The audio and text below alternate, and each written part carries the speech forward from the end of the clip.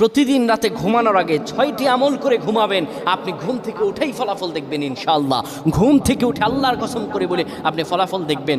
ঘুমাবেন আপনি গুনার বোঝা নিয়ে, ঘুম থেকে উঠে আপনি নিষ্পাপ হয়ে যাবেন ইনশাআল্লাহ, কোনো গুনাহ থাকবে না। যদি প্রতিদিন আপনি ঘুমানোর সময় এই 6টি আমল করে যেতে পারেন, 3বার করে করবেন।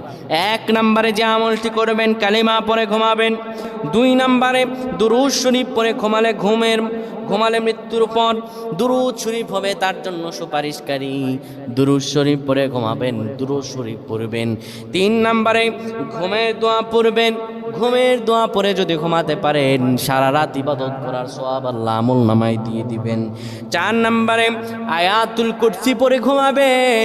আয়াতুল কুরসি পড়ে কেউ যদি ঘুমায়, ফেরেশতারা তাকে সারা রাত পাহারা দেয়। ফেরেশতারা তাকে সারা রাত পাহারা দেয়। আয়াতুল কুরসি পড়ে